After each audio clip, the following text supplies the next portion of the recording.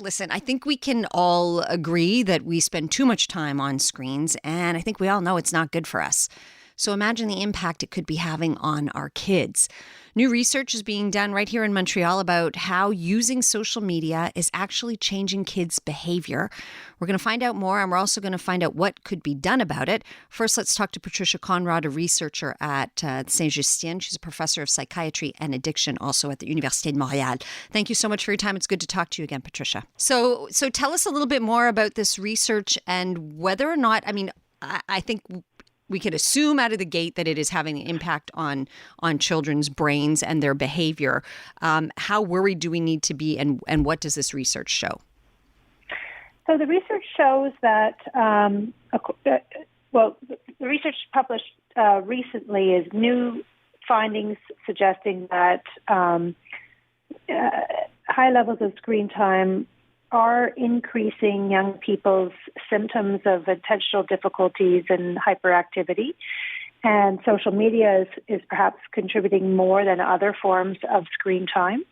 And the way it's doing this is by impacting on cognitive functioning. So we used a robust neuropsychological measure of cognitive control and impulsivity, and it could explain how social media is increasing ADHD symptoms.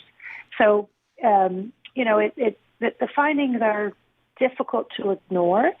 They're concerning to me, and I think also match a lot of what people are just describing from their own experiences, is that it really does distract you from tasks, from getting things done, and it also just makes for shorter attention spans in a variety of areas of life because you have spent so much time exposing yourself to content that is brief, that involves passive viewing, that doesn't have extended narratives to them, and doesn't require much cognitive control.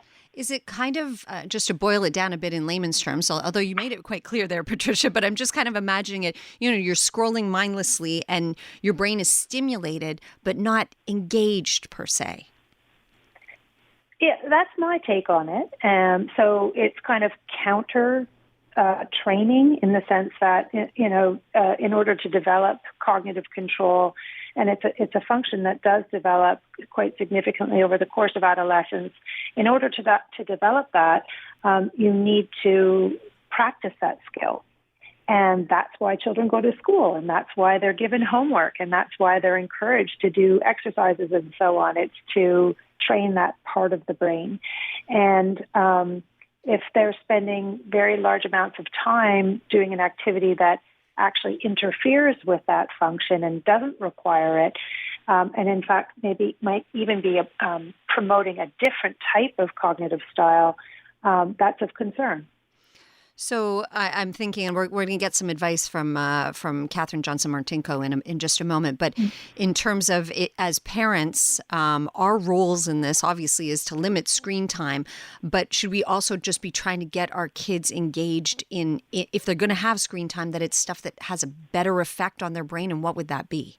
Exactly. So, try to nudge your children towards, if they're on YouTube, is nudge them towards longer videos that have some kind of educational component to it, or the possibility of having a more interactive experience with your digital device. So I've got my daughter into crossword puzzles and a couple of the New York Times, the quick games that you can play. Yeah, Wordle. My 11-year-old likes Wordle, to play Wordle with example. me. Okay. So that kind of activity versus one where you're simply kind of passively viewing very brief content and scrolling through it without much thought, cognitive manipulation of the information. And then the other thing is that, our other research is suggesting that some of the content that they are being exposed to through social media might actually be promoting with some problematic attitudes and norms, such as the content that's shared by peers is more likely to promote unrealistic bias and unrealistic norms about what you should look like, how you should spend your time.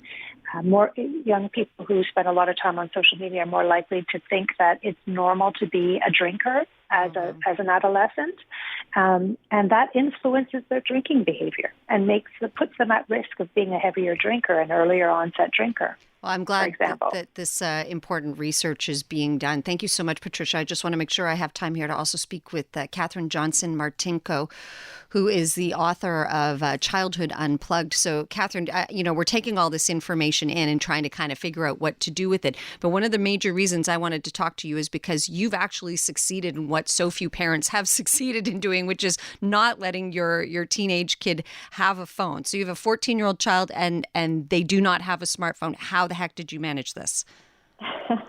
Well, thanks for having me. That's a good question. There's some days I wonder how I manage it myself. But I do have 3 children aged 8, 12, and 14, and none of them have a phone and none of them have tablets either. So we've lived a pretty screen-free life. That's amazing. So it's a point of ongoing contention with him, of course, because a lot of his peers do have phones, but he's also starting to see a lot of what Patricia just described, the negative effects of these devices and what they're doing to these kids, and how they're really getting in the way of a lot of real-life experiences that his peers are missing out on, conversations and, physical activity, different sorts of adventures that my kids are lucky enough to engage in because they're just not distracted by these devices all the time.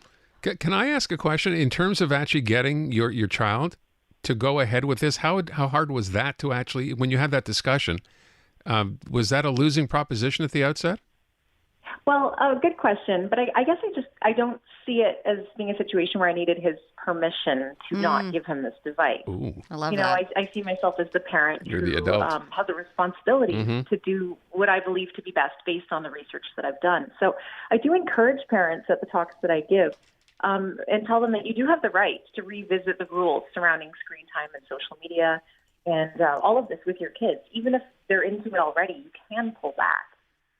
It's not a right that they have. It is a privilege.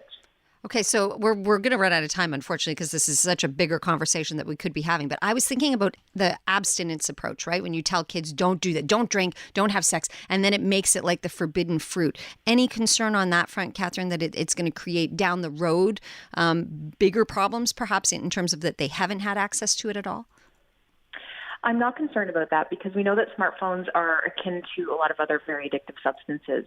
And we don't hesitate as parents to limit exposure to things like alcohol or drugs or, getting a driver's license until you've achieved a certain level of maturity. And I think that with smartphones, it's looking increasingly smart on the part of parents to sort of delay ownership so that by the time the kid actually has the device, they've established a lot of the healthy lifestyle habits that are conducive to them using it in a mature way.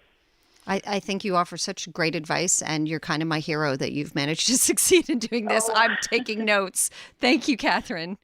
Well, thank you for having me. It's my pleasure. That is Katherine Martinko. The book is called Childhood Unplugged, Practical Advice to Get Kids Off Screens and Find Balance. Before that, we spoke with Patricia Conrod, researcher at the Sainte-Justine. So you've been taking notes that entire time. Good luck trying to sell this to your daughter, by the way. I'm pretty strict. Yeah? But it's a fight all the time, and it's an exhausting fight. I love her answer, though. I'm the adult, right? There's no discussion here. I'm going to tell you how this is going to play. So good luck with that as well. It also causes problems in the couple because Dave's more lenient than I am. So there's that too.